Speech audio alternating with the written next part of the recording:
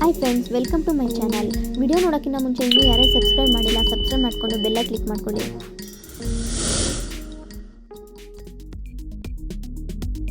ಇನ್ನು ಸಕ್ಕರೆ ಕಾಯಿಲೆ ಅಥವಾ ಮಧುಮೇಹ ಕಾಯಿಲೆ ಬಗ್ಗೆ ಹೇಳುವುದಾದರೆ, ಯಾವುದೇ ವಯಸ್ಸಿನಲ್ಲಿ ಜನರಿಗೆ ಈ ಕಾಯಿಲೆ ಕಾಣಿಸಿಕೊಳ್ಳಬಹುದು.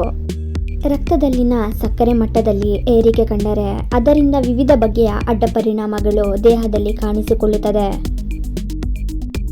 ಈ ಸಮಯದಲ್ಲಿ ಸೇವನೆ ಮಾಡುವ ಆಹಾರ ಪದಾರ್ಥಗಳಲ್ಲಿ ಹಾಗೂ ಜೀವನ ಶೈಲಿಯಲ್ಲಿ ಕಟ್ಟುನಿಟ್ಟಿನ ಬದಲಾವಣೆಗಳನ್ನು ತಂದುಕೊಳ್ಳಬೇಕಾಗುತ್ತದೆ. ಈ ಕಾಯಿಲೆಯನ್ನು ಕಂಟ್ರೋಲ್ನಲ್ಲಿ ಇಟ್ಟುಕೊಳ್ಳಬೇಕೆಂದರೆ ವೈದ್ಯರು ನೀಡಿರುವ ಮಾತ್ರೆಯ ಜೊತೆಗೆ ಏನೆಲ್ಲ ಆರೋಗ್ಯಕರವಾದ ಜೀವನ ಶೈಲಿ ಹಾಗೂ ಆಹಾರ ಪದ್ಧತಿಯನ್ನು ಅನುಸರಿಸಬೇಕು ಎನ್ನುವುದನ್ನು ನೋಡೋಣ ಬನ್ನಿ. ಮಧುಮೇಹವನ್ನು ನಿಯಂತ್ರಿಸಲು ಇರುವ 2 ದಾರಿಗಳೆಂದರೆ ಆಹಾರ ಮತ್ತು ವ್ಯಾಯಾಮ. ರಕ್ತದಲ್ಲಿನ ಸಕ್ಕರೆಯನ್ನು ನಿರ್ವಹಿಸಲು ಫೈಬರ್ ಸೇವನೆ ಮುಖ್ಯವಾಗಿದೆ ಮತ್ತು ದೇಹದಲ್ಲಿರುವ ರಕ್ತದಲ್ಲಿನ ಸಕ್ಕರೆ ಮಟ್ಟವನ್ನು ನಿಯಂತ್ರಿಸಲು ಸಹಾಯ ಮಾಡುತ್ತದೆ. ಭಾರತದಲ್ಲಿ ಮಧುಮೇಹಗಳ ಸಂಖ್ಯೆ ಹೆಚ್ಚಿದೆ ಎಂದು ಎಲ್ಲರಿಗೂ ಗೊತ್ತಿದೆ. ಕುಟುಂಬದಲ್ಲಿ ಒಬ್ಬರಾದರೂ ಸಕ್ಕರೆ ಕಾಯಿಲೆಯಿಂದ ಬಳಲುತ್ತಿರುತ್ತಾರೆ. ಇನ್ನು ವೈದ್ಯರು ಕೂಡ ಇದನ್ನೇ ಹೇಳುತ್ತಾರೆ. ವಿಶೇಷವಾಗಿ ಈಗಾಗಲೇ ಶುಗರ್ ಇರುವವರು ಸಂಸ್ಕರಿಸಿದ ಉತ್ಪನ್ನಗಳಾದ ತಕ್ಷಣ ರೆಡಿ ಮಾಡಿ ತಿನ್ನಬಹುದಾದ ನೂಡಲ್ಸ್ ಮತ್ತು ಪಾಸ್ತಾ, ಬೇಕರಿಯಲ್ಲಿ ಸಿಗುವ ಮೈದಾದಿಂದ ಮಾಡಿದ ಬ್ರೆಡ್ ಹಾಗೂ ಊಟಕ್ಕೆ ಬೇಯಿಸಿಟ್ಟ ಅಕ್ಕಿಯಿಂದ ಮಾಡಿದ ಅನ್ನದಿಂದ ದೂರವಿದ್ದರೆ ಒಳ್ಳೆಯದು. ಯಾಕಂದರೆ ಇಂತಹ ಆಹಾರಗಳು ರಕ್ತದಲ್ಲಿನ ಸಕ್ಕರೆ ಮಟ್ಟವನ್ನು ಹೆಚ್ಚಿಸುತ್ತದೆ. ಇದರ ಬದಲು ಕಡಿಮೆ ಗ್ಲೈಸೆಮಿಕ್ ಇಂಡೆಕ್ಸ್ ಇರುವಂತಹ ಆಹಾರಗಳಾದ ನಾರಿನಾಂಶ ಹೆಚ್ಚಿರುವ ಓಟ್ಸ್, ಬ್ರೌನ್ ರೈಸ್, ಕೆಂಪು ಅಕ್ಕಿ ಗಂಜಿ, ಗೋಧಿ ಮುಂತಾದ ಆಹಾರಗಳನ್ನು ಸೇವಿಸುವ ಅಭ್ಯಾಸ ಮಾಡಿಕೊಳ್ಳಬೇಕು. ಮಧುಮೇಹ ಇರುವವರು ಸಾಧ್ಯವಾದಷ್ಟು ಹೆಚ್ಚು ಹಸಿರೆಲೆ ತರಕಾರಿಗಳ ಜೊತೆಗೆ ಪ್ರೋಟೀನ್ ಹಾಗೂ ನಾರಿನಾಂಶ ಹೆಚ್ಚಿರುವ ಬೇಳೆಕಾಳುಗಳನ್ನು ಸೇವಿಸಬೇಕು ಎಂದು ಹೇಳುತ್ತಾರೆ.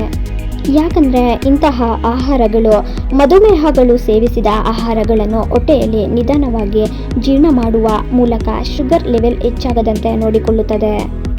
ಹಾಗಾದರೆ ಈಗ ಮಧುಮೇಹವನ್ನು ನಿಯಂತ್ರಿಸೋದು ಹೇಗೆ ಎಂದು ತಿಳಿಯೋಣ ಬನ್ನಿ. ಕಾರ್ಬೋಹೈಡ್ರೇಟ್ಸ್ಗಳ ಸೇವನೆಯನ್ನು ನಿಯಂತ್ರಿಸಬೇಕು. ಹೆಚ್ಚಿನ ಕಾರ್ಬರಿತ ಆಹಾರಗಳು ರಕ್ತದಲ್ಲಿನ ಸಕ್ಕರೆಯ ಮಟ್ಟವನ್ನು ಹೆಚ್ಚಿಸಬಹುದು. ಉತ್ತಮ ಆಹಾರ ಯೋಜನೆಯನ್ನು ಮಾಡಲು ನಿಮಗೆ ಸಹಾಯ ಮಾಡುವ ನಿಮ್ಮ ವೈದ್ಯರು ಅಥವಾ ಪೌಷ್ಟಿಕ ತಜ್ಞರೊಂದಿಗೆ ಮಾತನಾಡಬಹುದು. ಸಿಹಿ ಪದಾರ್ಥಗಳಿಂದ ದೂರ ಇದ್ದಷ್ಟು ಒಳ್ಳೆಯದು.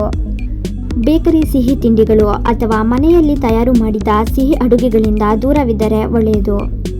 ಇಷ್ಟು ಮಾತ್ರವಲ್ಲ, ದಿನ ಕುಡಿಯುವ ಟೀ, ಕಾಫಿಗೆ ಸಕ್ಕರೆ ಬೆರೆಸದೆ ಕುಡಿಯುವ ಅಭ್ಯಾಸ ಮಾಡಿಕೊಂಡರೆ ಇನ್ನೂ ಒಳ್ಳೆಯದು. ಯಾಕಂದರೆ ಇಂತಹ ಅಭ್ಯಾಸಗಳನ್ನು ಅನುಸರಿಸುತ್ತಾ ಹೋದರೆ ಬ್ಲಡ್ ಶುಗರ್ ಲೆವೆಲ್ ಮತ್ತಷ್ಟು ಹೆಚ್ಚಾಗುವ ಸಾಧ್ಯತೆ ಇರುತ್ತದೆ. ಆಹಾರ ಕ್ರಮ.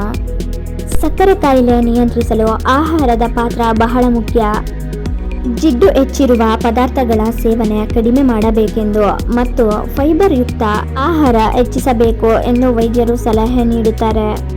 ದಿನಕ್ಕೆ 2 ಅಥವಾ 3 ಬಾರಿ ಊಟ ಮಾಡುವ ಬದಲು ಹೆಚ್ಚೆಚ್ಚು ಬಾರಿ ಊಟ ಮಾಡಿ, ಆದರೆ ಊಟದ ಪ್ರಮಾಣ ಸ್ವಲ್ಪ ಇರಲಿ.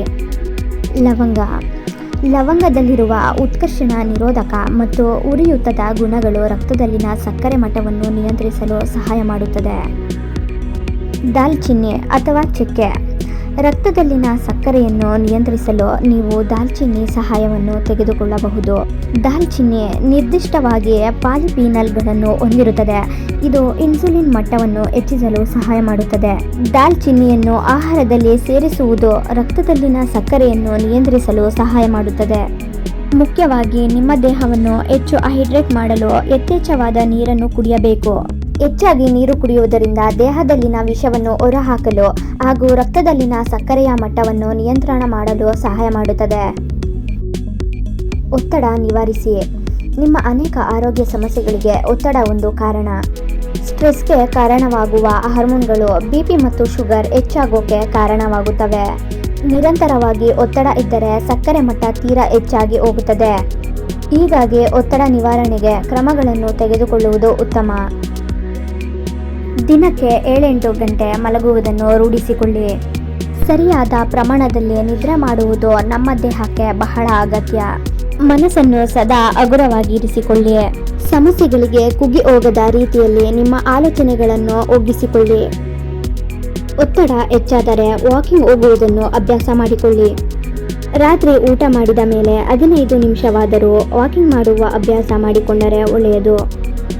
ಇದರಿಂದ ಜೀರ್ಣಕ್ರಿಯೆ ಪ್ರಕ್ರಿಯೆ ಅಚ್ಚುಕಟ್ಟಾಗಿ ನಿವಾರಣೆ ಆಗುವುದರ ಜೊತೆಗೆ ಬ್ಲಡ್ ಶುಗರ್ ಲೆವೆಲ್ ಹೆಚ್ಚಾಗದಂತೆ ನೋಡಿಕೊಳ್ಳುತ್ತದೆ ಮತ್ತು ಇನ್ಸುಲಿನ್ ಬಿಡುಗಡೆ ಮಾಡಲು ಸಹಾಯ ಮಾಡುತ್ತದೆ. ಇವುಗಳನ್ನು ಕಾರ್ಯಗತಗೊಳಿಸುವ ಮೊದಲು ಸಂಬಂಧಪಟ್ಟ ತಜ್ಞರನ್ನು ಸಂಪರ್ಕಿಸುವುದು ಸೂಕ್ತ.